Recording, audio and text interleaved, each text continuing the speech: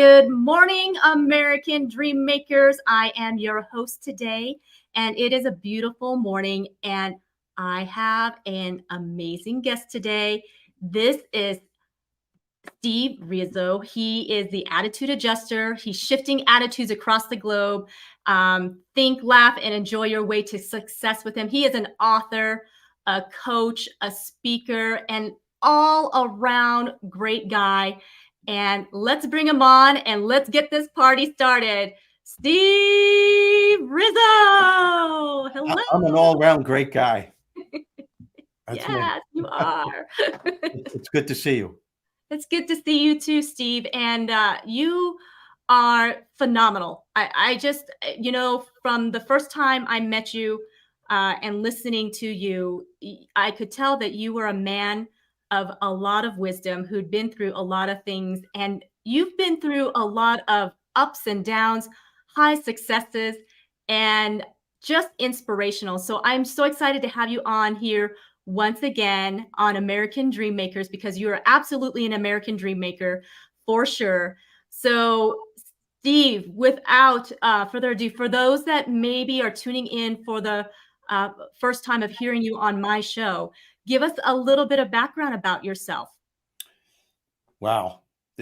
That's a tough question because it's not a little bit, but I will tweak it.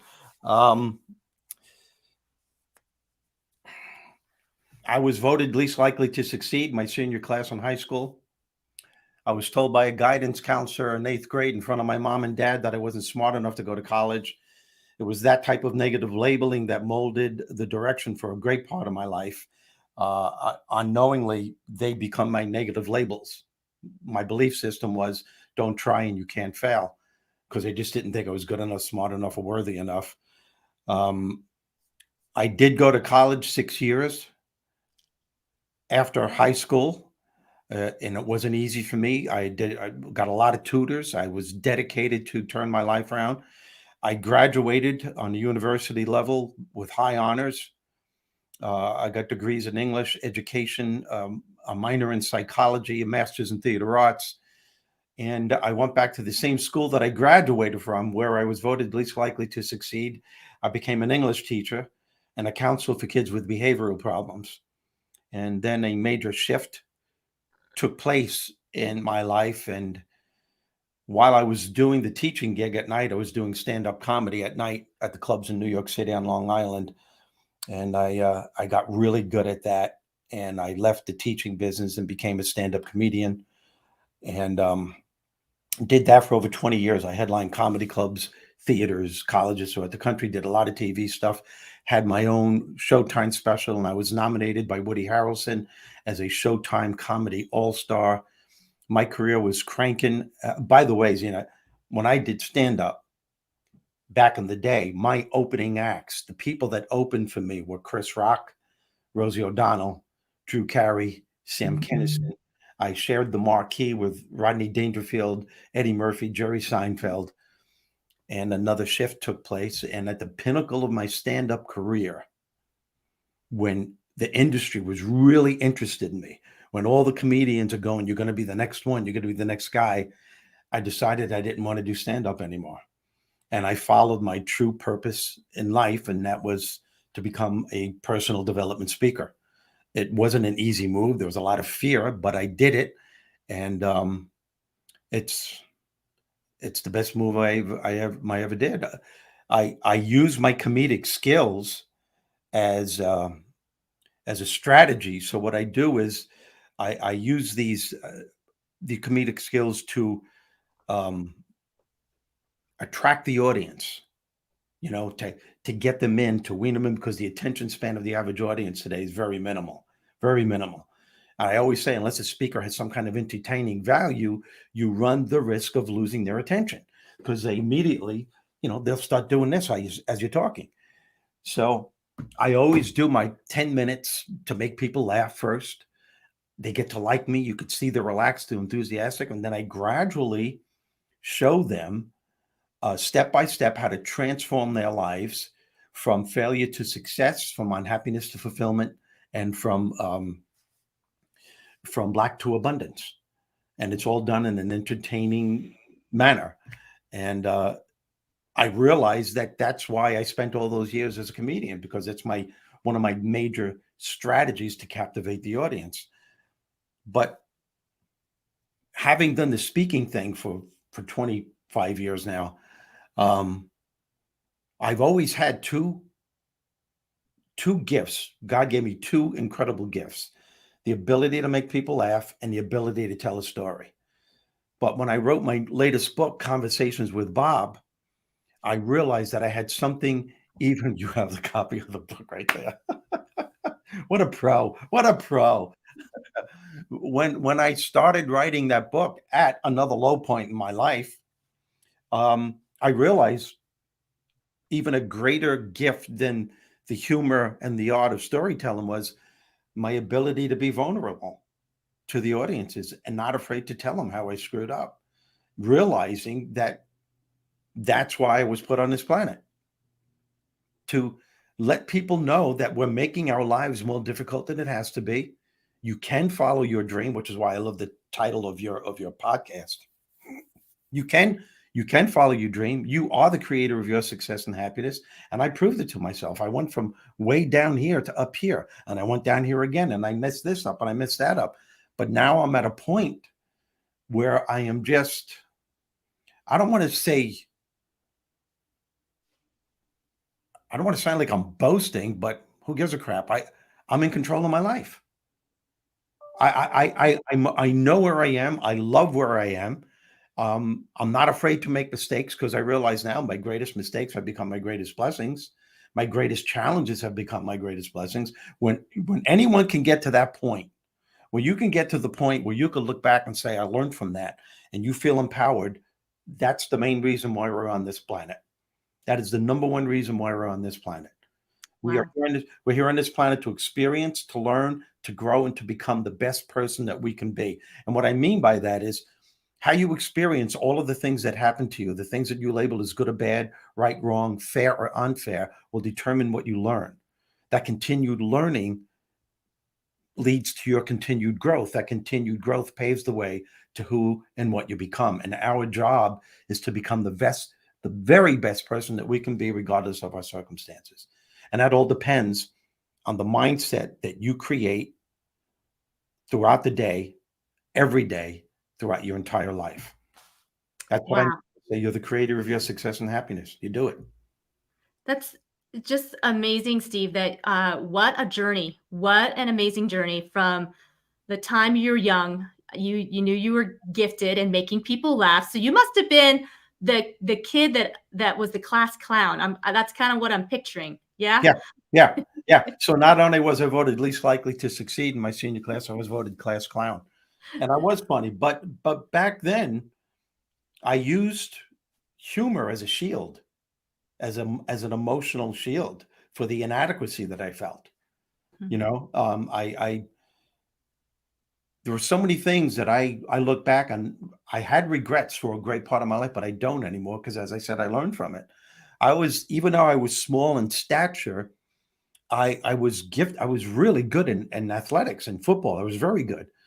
And the coaches couldn't understand when we would have gym class how fast I was and how I can grab the ball and just run around people.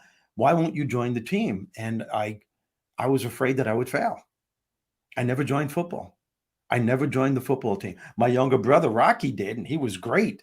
I went to all his games, but I got to tell you, there were times, Zena, where I was sitting in the stands and I could feel the tears and the frustration. Happy for my brother that he scored a touchdown, but I'm 16 years old, just sitting in the stands, going, "Holy crap! I I could be doing this," but I just couldn't get myself to join, thinking that, what if I fail? What if I don't do well? Because my father came to all of the practices. What if I screwed up in front of him?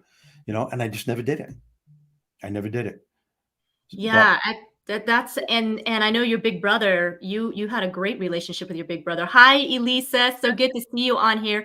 And you can always watch the replay, Elisa, if you've got to get going. It will definitely be up because yeah, Steve's gonna definitely drop some amazing nuggets of wisdom. So for sure, come back and watch this if you can't watch the full thing right now, and also share this out. Steve, so yes, so your big brother, he was someone that you had really developed a close relationship with. Tell us a little bit about that too, because I think that's very important as well, because I think that Yeah, also helped shape you. yeah. So when I say I turned my life around, it really wasn't me. Um, it was people in my life, and my brother Michael was the main person in my life. He's 100% disabled from the Vietnam War, and I'm not going to tell his this whole story, but he's 100% disabled from the Vietnam War. He recently passed away. He's the only man in medical history that ever survived that wound. He was in a hospital for 7 months. He went from 168 pounds to 88 pounds, 90 pounds, and he gradually defied the odds. Doctor said he wouldn't live long. They're wrong. He lived a very long life. He went back to the same school that he graduated from, which was the same school I graduated from. And he decided, first he went to college. We didn't think he'd be able to do it. He graduated with high honors. He went back to that same school that he graduated from. He became a history teacher, an attendance officer, then assistant principal, then principal. When he wanted to retire, they made him superintendent of the entire school. But I learned from what he did to defy the odds. And I can do two of your programs that's talking about him. But what he did with his life was, and I studied that. I was always asking myself, well, how did he do what he did? What strategies did he use? And the strategies that he used to turn his life around, and that this came after years of talking with him and studying him. And I never really learned half as much by what he said, by the actions that he took.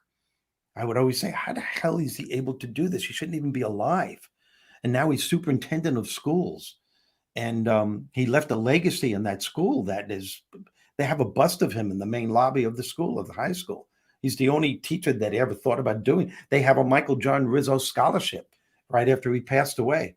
If you would have seen the people that were at his wake and funeral, we had a 60 to 70 car funeral procession going to the cemetery.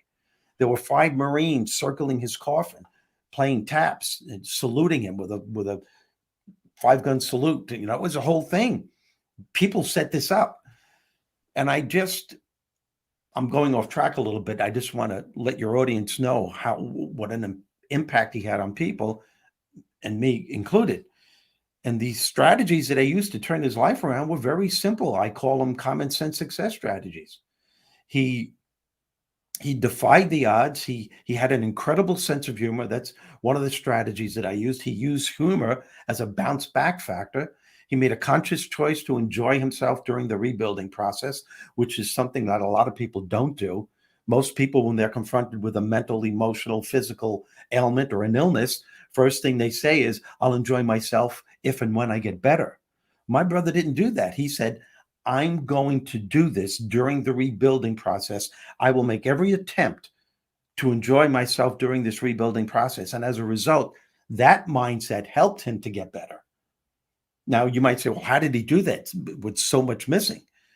Um, he focused on what was working rather than fixating what isn't working.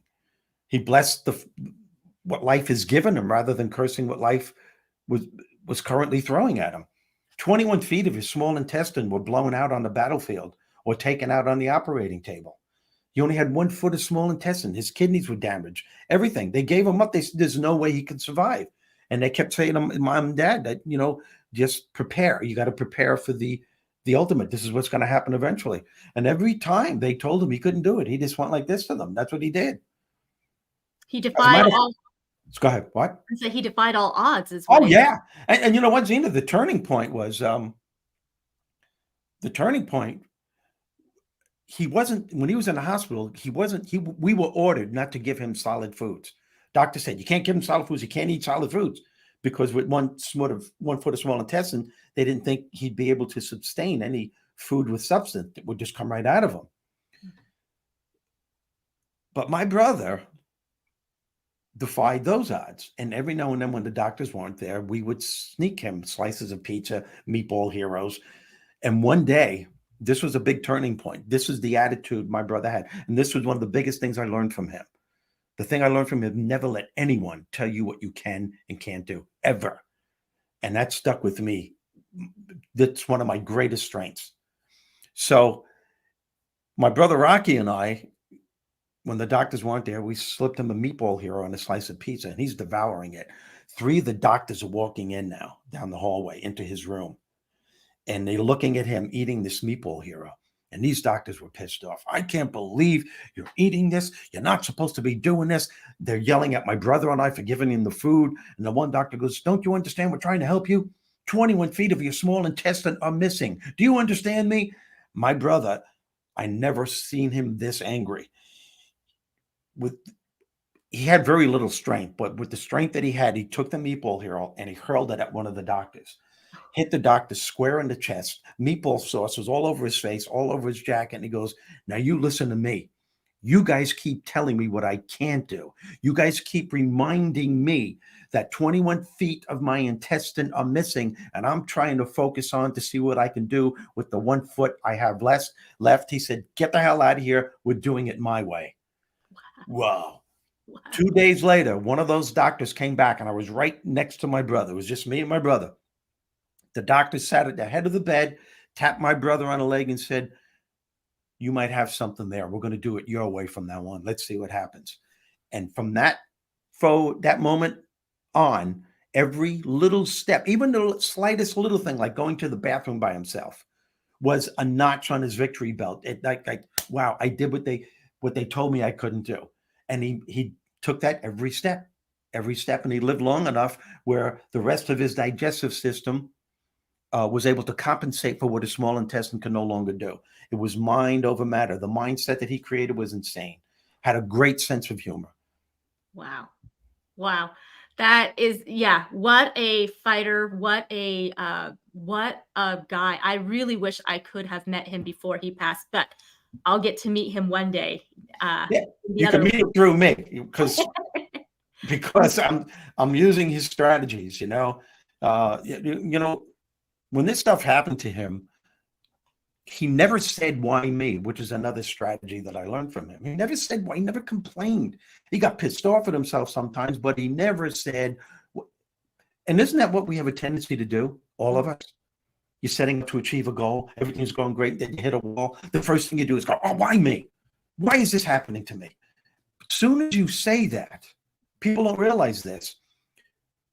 You open up the door to the negative zone, and you're inviting more like thoughts to come into play.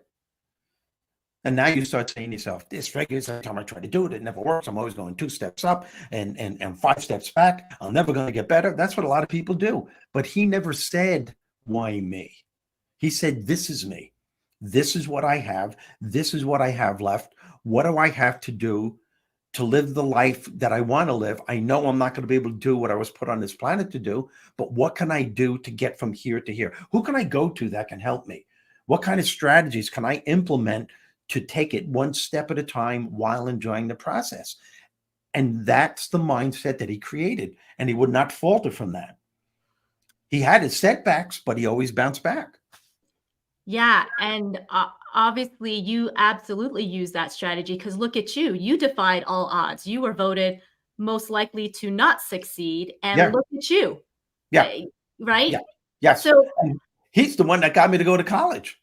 that's amazing. Yeah. Scared the hell out of me. He came up to me. By the way, he was a psychologist too. I mean, the guy was brilliant. And one day he knew that I was hanging out with the wrong crowd. This is before I went to college. And it was 6 years after high school. And I was hanging out with a lot of tough people. Most of the guys that I hung out with are either dead or they're in prison now. Okay. That's a fact. So my brother didn't like where I was going. And he came up to me and he said, "Hey, Steve, I got an idea. You're not working right now. You got laid off. Why don't you come to college with me?" This is when he was going to college. I said, "Why?" He goes, "I don't know. I just thought it'd be cool." He goes, "I could use the company. Just go to some of my classes with me. Go for 2 weeks. You don't have to do anything. Just sit there." And I said, "All right, what the hell?" So I sat in his history classes, English classes, and his psych classes and all that. And one day, after about a week and a half, we're walking over to the administration building. I said, "Where are we going?" He goes, "We're going to the administration building. I'm signing you up for college for next semester." And I said, "Mike, I'm not doing this." And I got real emotional. I got scared. That fear, those negative labels hit me with a vengeance. I said, "Michael, I can't do this. I am not smart enough to do." And he grabbed me the first time and only time he ever grabbed me like this. He was only 105 pounds at the time. He goes, "Look at me." He goes, "Look at me. Look at me. I'm nothing but bones. If I can do this, you can do this, and you're going to do it. Just trust me on this." And he signed me up for 12 credits, easy classes, a history, an English, an art, and a music class. I went, I was nervous the first 2 weeks. And after that, whoa, I just got sucked right into it and loved it. And I graduated with high honors. Yay. Yeah. Look at you. So here's the thing that's amazing, Steve. So here you were the headliner comedian for Chris Rock, Yeah. Drew Carey, Yeah. and Jerry Seinfeld. Now, these are household names now because everyone knows who these people are. You, at the top of your career, you decided this isn't for me anymore. Tell us what that moment was like and why you chose to do that. Because for so many people, they think success is about fame and fortune. And here you were you pretty much were there and you said, oh, see ya, I'm doing something else.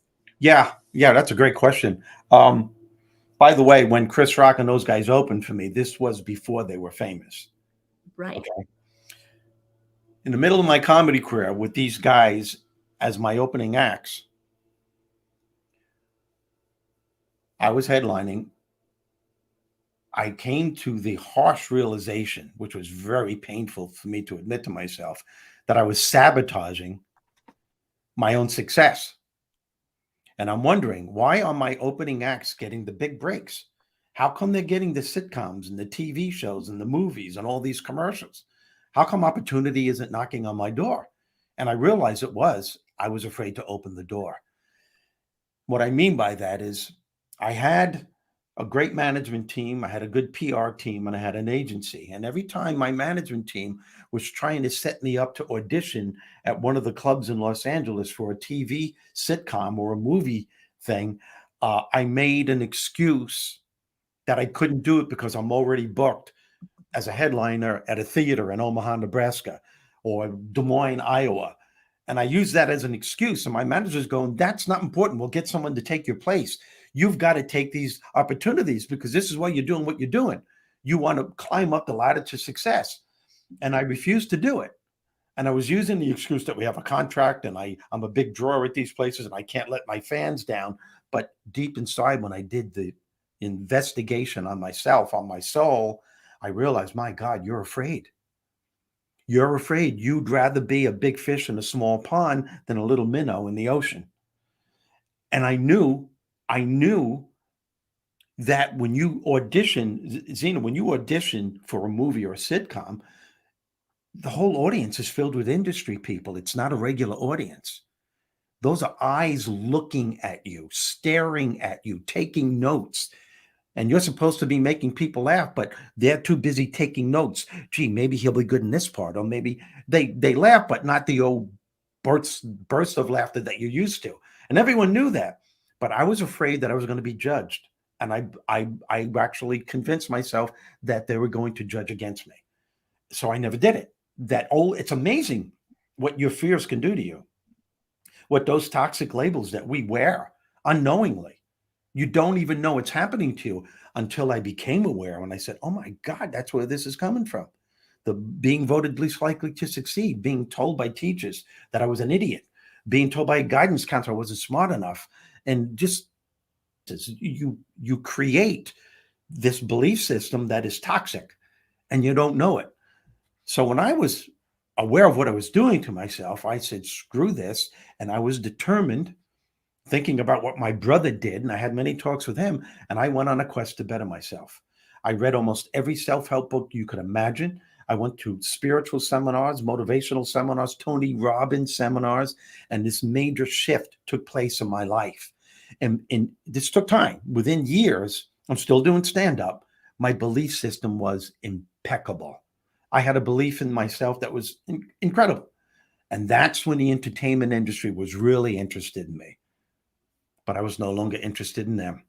Because of that quest that I went on, I realized that my mission in life is to help people to be the best that they can be, regardless of their circumstances. And when I when I was doing stand up and still going to those Tony Robbins seminars to better myself and spiritual seminars, there was a part of me that when I'm watching Tony Robbins, I'm sitting there and there's thousands of people and he's got them in the palm of his hands. And this was a turning point. I picked up a pen on the pad and I wrote down on a pen. I wasn't even aware that I was writing this. And I wrote down as I'm looking at him, I can do this. I put the pen down. I'm listening to him again. I'm looking at everyone's face, engaged on this man, giving them life lessons. And I'm going, I'm a teacher. I should do this. I write it down. About 20 minutes later, I write it. I wrote, F it. I'm doing this. I still have it. It's right there, hanging on my wall. That paper, I took it and I have it framed. And right then and there, I knew I was going to leave stand up. It wasn't an abrupt thing, but it was fast for a lot of people. My roommate was Drew Carey at the time, Wow. and when I came back from an audition, I was living in Long Island, but 6 months out of the year, I had an apartment with Drew in California, in Hollywood. And he asked me how an audition went. I said it went great, man. It went really good. And he says, "What do you want to do for dinner?" And I just looked at him, and it came out. I said, "You do what you want. I'm not doing this anymore. I'm going back home to my wife." And he goes, "What are you talking about?" He goes, "You're leaving stand up?" And we had a big argument. And he said something to me that was a turning point. He said, "How could you leave now? You're so close." And I went, "How could I be close to something I don't want anymore? I don't want it." And 2 weeks later, I left. My manager sued me. My agent was begging me to see a psychiatrist, see somebody, because they thought I went off the wall. I understand that. I get it. I get it because the industry was like after Steve Rizzo, and I just went, "Well, Steve Rizzo is not interested in you anymore." And every now and then, I did it, and all of a sudden, I started getting bookings and as a speaker, and I became a member of the National Speakers Association. I became a member of the Speaker Hall of Fame, which is a very prestigious award. And but for the first year or two, I look at TV and I'm looking at Chris Rock on his own HBO special, and then all of a sudden Kevin James has his own sitcom, and Seinfeld is kicking ass, and I'm going, what if I would have stayed? What if I would have stayed as a comedian? What would have happened? And I realized, though, the answer always was you wouldn't have been following your heart. You wouldn't have been following your heart. So I did the right thing. You did. Yeah. Hi, Debbie. So good to see you. She says, hi, my bestie, Steve Rizzo, and she loves Zena's show. Thank you for being here, Debbie. I love Debbie. I love you too, Debbie. So, and by the way, Steve and Debbie, they have a show together. Yeah. What's it called, Steve? Hey, I'm talking here. It's every other Thursday at 7 p.m. Eastern Standard Time. Yeah, so make sure you tune in because they are great together for sure. Oh, yeah. We are really good together. We're perfect. We really are. Yeah. We get along really good. What amazes me with her when we're doing my show is when I'm serious, sometimes she starts laughing. Yeah.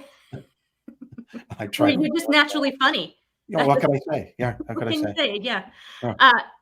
That I find that very courageous and brave, like you, because you had mentioned, that you were fearful. You just knew deep down inside that this wasn't what you wanted anymore. That was not your sole purpose anymore. Yeah. And to let go of something that was basically right in front of your face that you could have grabbed onto, and yet you knew and you listened. You listened to that voice inside because you knew you had a deeper purpose. Yeah. So I really want to, I guess, talk about that a little bit more because so many people, so many gurus, so many people out there who are coaching and doing things really focus on maximizing your potential monetarily, but not as much as emphasized on purpose and impact. Yeah. So, walk us through the how that is important. Yeah, it's if you're going to go after a job because the money's good, I mean, really good, you'll have fleeting glimpses of happiness, but in the long term, you'll be screwing yourself. You got to do what your heart's telling you to do. And another thing that's really important is that sometimes we get so caught up in trying to make a living that we forget what it's like to live. People who are into the money thing put so much overtime into their lives trying to make more money, more money, more money, and they're leaving out sacred parts of themselves by the wayside, and they're not even aware that they're doing it. But I always say, if you love what you do, the money will come. There's a book out that was written many years ago. Love what you do, and the money will come. I think that's the name of the book. Um, if money is going to be a main objective, it will come back to haunt you. It really will, because and fame too. That's another thing that goes along with money. If you're doing something to be famous, um, again, you got to start asking yourself, "Am I following my heart?" There are two voices inside you, and some people call it the ego, and some people call it your higher part of yourself. And I call the ego the big mouth inside your head, and the other part, my authentic self, or the Bob part of you from my book, Conversations with Bob. It's actually the God part of you. And we have a choice throughout our whole lives as to which voice you're going to listen to. So when I was left the stand-up thing, every now and then when I was watching Chris Rock, and he's a big star now, the big mouth inside my head was saying, "See, maybe you shouldn't have left. Maybe you should have stayed there." Or even when I was making that decision to go from stand-up to be a speaker, that big mouth was really loud. "Oh, I can't believe you're going to do this. You spent 25 years of your life being a comedian. Now you're going to leave. You did the same thing when you were a teacher. You were a teacher, then you left to be a comedian. What are you going to do? What are you going to just settle down? You're married now. Just take advantage of your gift and go that way." That's not your heart. That's just your fame and fortune part of you talking. I could have listened to that voice, but every now and then when I would shift my way of thinking and listen to the God part of me, I knew, because that's a subtle part. It's very quiet, but it's very powerful when you acknowledge it. It buries the big mouth inside your head. And when you listen to that part and you notice how you feel, it's that feeling that acknowledges that you're doing the right thing. And that There's nothing wrong with money, Zena. Don't get me wrong. I love money. I make good money. I make great money. But there are times when I'm on that platform and I'm actually saying to myself, and I can get emotional while I'm thinking it, "I can't believe they pay me for this." That's how much I love what I do. When you can say that, when you can say that, then you're successful. That's awesome. I'm really glad that you defined what success is because and you're right. Money itself is not a bad thing. We need it to pay bills and we need it to put groceries and food on the table and that sort of thing. But, but loving it above anything else, loving it above your own purpose, you're right in that life becomes empty. So you could achieve all those things because there's a lot of famous people who have a lot of money, but then you start hearing stories of how miserable they actually are. Yeah, and you're right. And you know why? Because they put their happiness on hold. It doesn't matter how much you have. It's just that they create a mindset that says, um, I've seen comedians do this, and I was one of them. When we started out doing stand up together, we loved it because it was an opportunity to make people laugh. It's so empowering that you can do that. The power you have, you're in control, you're on stage, and you're making people laugh, hundreds, thousands of people. But then all of a sudden, that started weaning off. Then all of a sudden, show business became a business. And then all of a sudden your mind starts playing tricks on you. Well, this isn't good enough now. Now I want a headline. Well, that's not good enough. Now I want to get my HBO special. Well, now that I got the HBO special, now I'll be happy when I get a sitcom. And that's the mindset that these people, these famous people have created. It's not enough to be nominated best actor, in the Academy Awards. That's great. And that feels great for a couple of months. But all of a sudden now, that clawing, what am I going to do next? And you're putting your happiness on hold again. My point is, there's no reason why you can't enjoy every step of the journey. As a matter of fact, I believe that when you're setting out to achieve a goal, it's not the destination. That's not the goal. The journey should be the goal. Your goal should be to enjoy every step on the process along the way to the destination. In my view, the goal is just the icing on the cake. The journey is the cake. What good is all of that icing without a cake to put it on? And people bypass that. And they finally get it. Oh, look, I finally made my million. I'm happy. I'm happy. Let's celebrate. Let's do this. And all of a sudden, a short amount of time, that mindset stays with them. What else do I need to make me happy? You don't need anything to make you happy. Happiness is within your fingertips right now. It's just that we're so caught up in what we don't have and what we want and what we don't think we're going to get. That's what makes us miserable. I have found at this point in my life, with all the wonderful things I have in my home, that's not what really makes me happy. What makes me happy is my son, who just left an hour and a half ago, who put his arms around me, drove here just to tell me how much he loves me. And he's 44 years old. That's what matters. That is what matters. And because I'm so proud of him of what he did with his life. And the fact that a 44-year-old man can come up to his 72-year-old father, drive all the way from where he lives, which is a distance, just to let me know that he loved me and he was proud of me and to thank me for this and thank me for that. And that's happiness. When I look at my grandkids and the way that they're growing up, that's happiness. I look at my neighbors in this condominium complex that I'm here, and it's these little things. When I first moved here, I introduced myself to these three elderly women.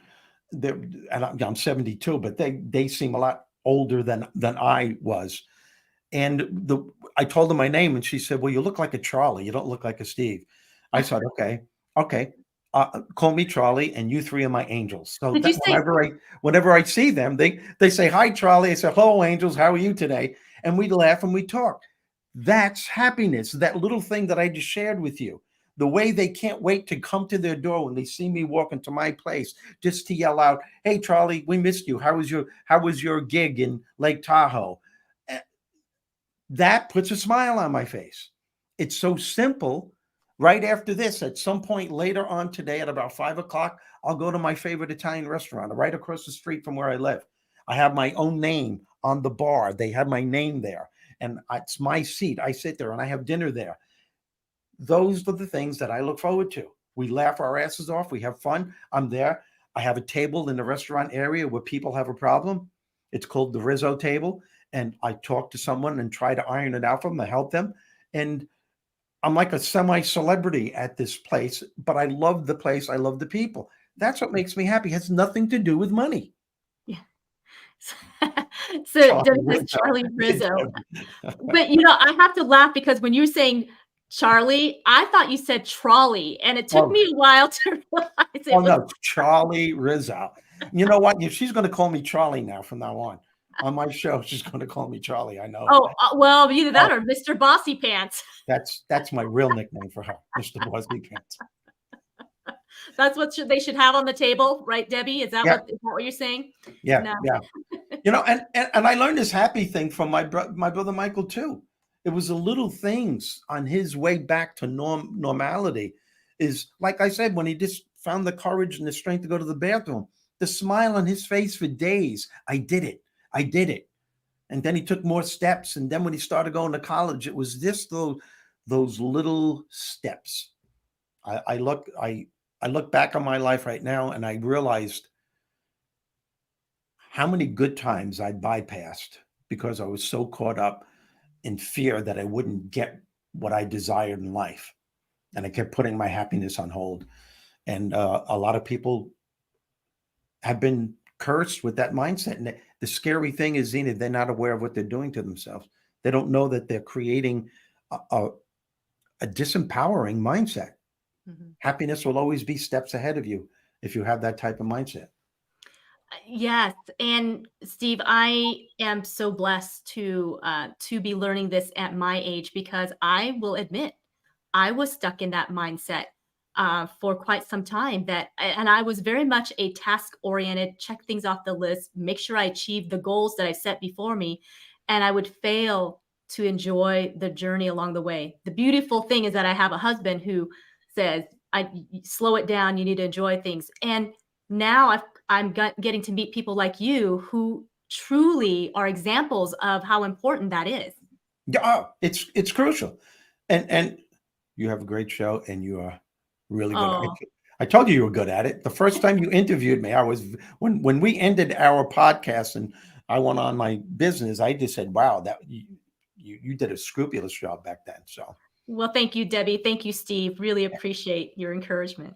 that's okay. A little plug here and there doesn't hurt. And that's another thing. That's another thing with my son talking about just enjoying the simple things. That's another reason why he came over here because he just moved in his new house, and I heard him and his wife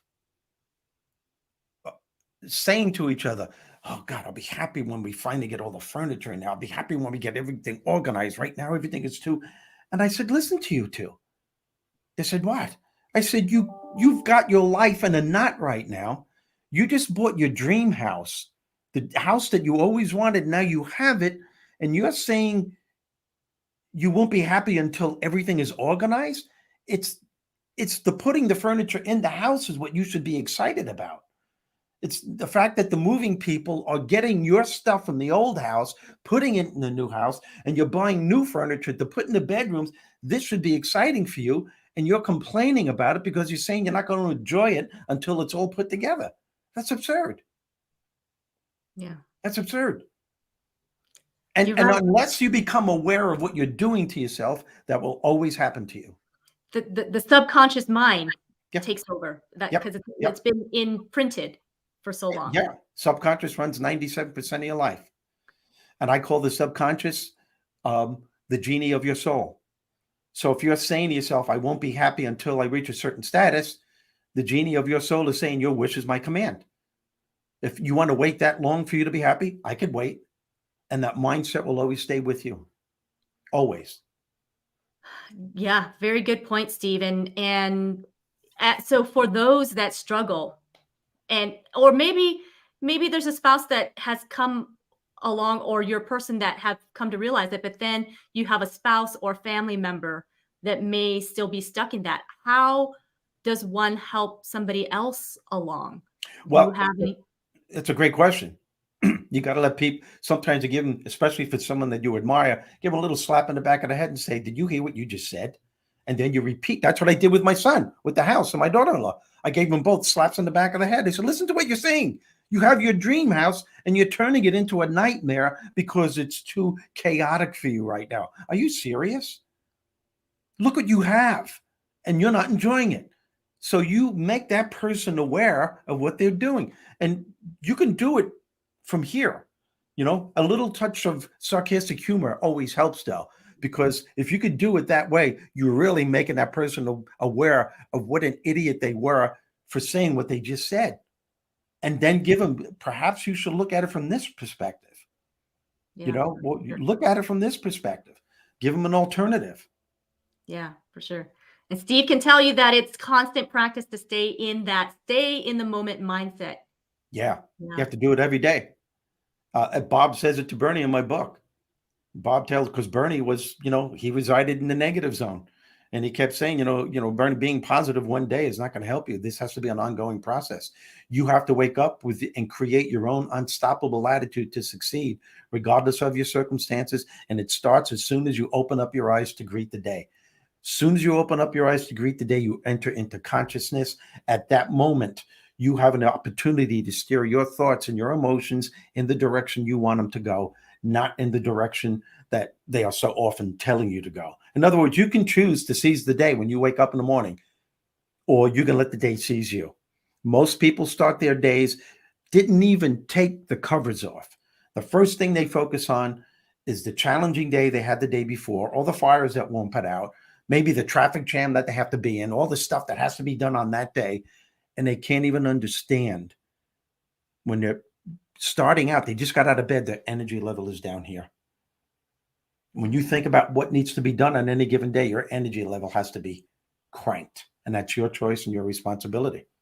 So Yeah. when you wake up in the morning, yes, can I get an amen? Bob knows.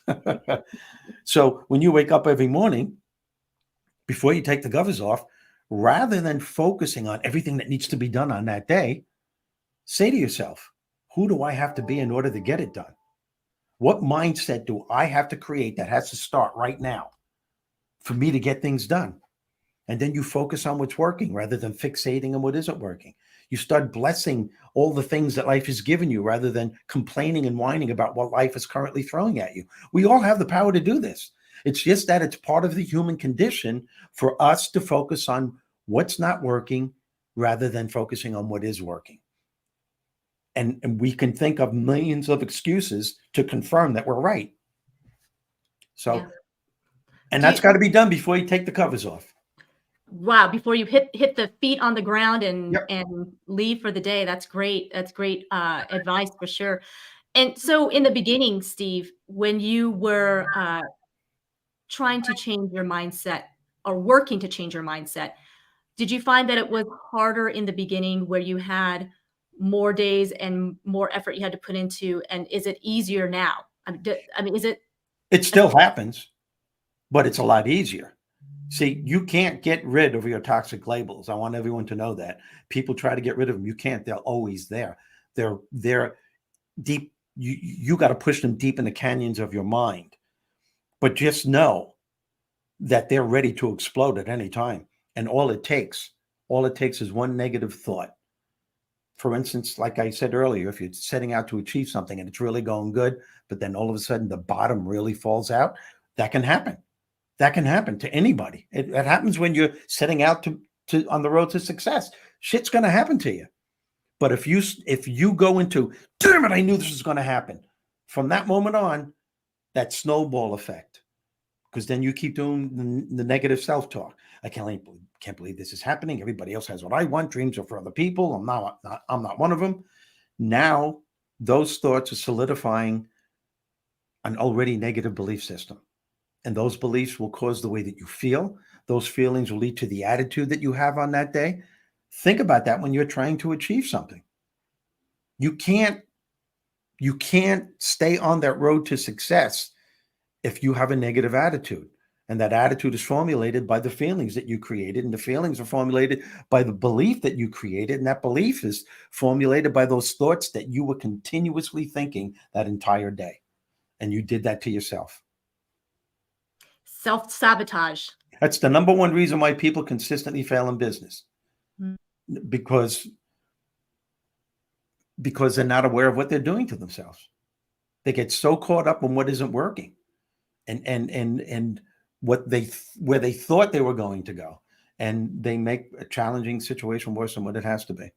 It's called, some people call it negative self-talk. I call it self-curse talk, because you're casting a spell on your life.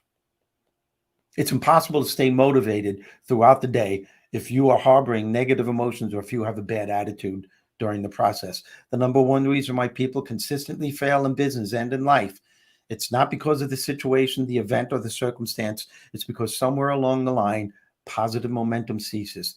And the reason why positive momentum ceases is because the individual is just focusing on all the shit that they think life is throwing at them. I'm so glad that you pointed out that that voice that whispers, don't ever completely stop, because I think some people have No, been geared to thinking that if I practice enough, it's going to completely go away. no, But I'm glad that you mentioned that, and that it's a choice. It's a choice that you make every single day, every single moment, and that, like anything that you do, it gets a little easier to put away as you hone that skill in. As absolutely. And as soon as it happens, Zena, you talk back to it. And I use my New York attitude voice. They, like it happened to me not too long, a few days ago. I was just like, oh man, this is absolutely ridiculous. And I took, as a matter of fact, I was with Bruce, my director and producer of my podcast. We are trying to record something, and I have vertigo, and it never hit me while I was speaking, like I was trying to record something, and I kept screwing up. And I took my book, the very chair that I'm sitting in, I took this book and I threw it up against the wall. I was frustrated at myself, and I knew right then and there, if I would have continued with that, I would never have been able to regain the energy that I needed to do that video. It would have been a while before I would have calmed down. So I just told Bruce, I need a quick break. Please wait. And I went inside my other room. I talked back to that big mouth inside my head, that voice. I said, nope, you're not going to do this. I know I'm getting dizzy, but I can handle this. I'll just meditate a little bit. I went right back to the camera, and it worked. I could have Awesome. let it consume me, though. I could have let it really, the dizzy spells could have been even worse than what they were. Oh, yeah. Well, and that's just the key is for sure, like you said, to just tell yourself and overcome that moment. And sometimes it's moment by moment, I feel like Oh, yeah. that I can't just focus on I'm gonna get through today. It's I have to get through this moment first, Yeah. and then we're gonna talk about the other moments after. And you can do that in every facet of your life, too, because we allow everyday situations to annoy us. You're at a supermarket and you think all of a sudden you're going to be on the fast line, but the person in front of you decides they want to pay for it with a check, and they only have like 3 items and they can't find the checkbook, and you're in a hurry, and you're just going, you got to be kidding me. You just got to be kidding me, right? You hear people in back of you. They go, people don't realize that that little annoyance goes with you when you get into your car, Yeah. and maybe you're going to work from there, or maybe it's your kid's on a birthday or whatever it is. You're taking that with you. But when you become aware of that self-curse talk, that little annoyance, and some people even go as far as saying, can't believe this, idiots like this shouldn't be in a store if they don't know how to go shopping. Why the hell would you have a check with 3 items? And the tension that we build up in ourselves, not to mention what it does to you spiritually, physically, mentally, emotionally. Because if you're doing that in that store, you're doing it in other facets of your life. You have that impatience everywhere you go. I've seen it happen at airports. Yeah. Yeah, and that's when you go home and kick the dog, so they Yeah. say. Yeah, Yep. exactly. Or you take it out on your family at work. You just take it, you go home. How was work today? I don't want to talk about it. Yeah. Yeah. Yeah, so sad. So I've got steverizzo.com scrolling across the bottom here because that is where you guys need to go to find out more about Steve. He is phenomenal. If you want to book him for your events, he is an incredible speaker. He is a Hall of Fame speaker. I mean, so not only was he a top comedian, but he is a Hall of Fame speaker, and he can absolutely help your business, your events, your whatever you've got going on. So I want to make sure that people know how to get a hold of Steve. And then also, when you're there, go ahead and get your copy of Conversations with Bob. This is a great book. He is such a great writer, so creative. And so I want to make sure that you guys get to that website and order this because Steve is just inspirational. He's very impactful, and you can tell very authentic, and he's funny too. So, and even in his writing, he's even funny. So, I guess he really is gifted. So, Yeah, you're right. I am, but thanks. uh, and so, Steve, as we wrap this, gosh, this time just goes by so fast when we I sit know. here Yeah. and chat. But is there anything else you would like to leave us with today for those that are thinking about making that change, thinking about they're at the crossroads, but they're not sure? What would you, and I know you've talked a lot already of how you got there. What would be the one thing right now that you would tell them? Follow your heart. Say no to fear. Know that you are the creator of your success and happiness. You know what it is. You know what it is, what you want to do.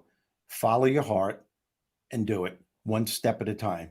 If you say you don't know how to do it, talk to somebody that might know how to do it. Somebody asked me, what's one of the major keys to your success? I was never afraid to ask for help, ever. So if you want to do something and you have to find out how to do the first step, go to someone that knows how to do it and ask them and say, can you help me? I've never had anyone say no to me ever, because people always want to help other people. And if you approach them properly and say, this is what I want to do, say if you want to write a book, I don't know how to write a book. I just know there's something within me and I love writing, but I don't know. Just go to people who've written books and say, what was your first step? How did you do it? Just ask tons of questions. And if you hear that big mouth inside your head trying to talk you out of it, there's another voice inside you, the authentic part of you, which is a silent voice, but it's incredibly way more powerful than a big mouth. Acknowledge the silent voice and talk to it and ask, how can I get from here to there? Who can I go to that can help me? And be aware, because the answers will come within a couple of days. May not happen right away, but you'll be guided somewhere. Maybe a commercial, maybe a billboard, maybe you'll hear two people having a conversation. Trust in that higher power, the God part of you, the higher part of you, the true part of you, whatever you want to call it.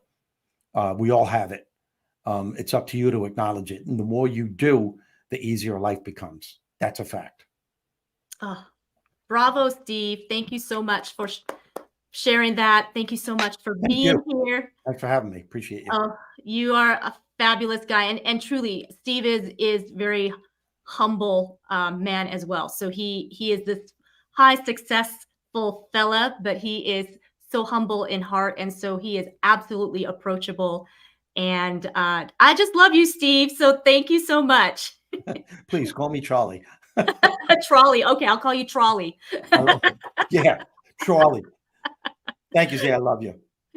All right. We will see you later, Steve. All right. Goodbye. Thank you guys for being here today. And when you're watching this, if you're watching this on the replay, please be sure to share this out. Don't keep it to yourself. This is some great, great wisdom. So, you guys go out there and be a blessing and impact the world. There's no time like today to get out there and make the changes that need to be changed. So, I'm going to say goodbye and have a wonderful, wonderful rest of your day.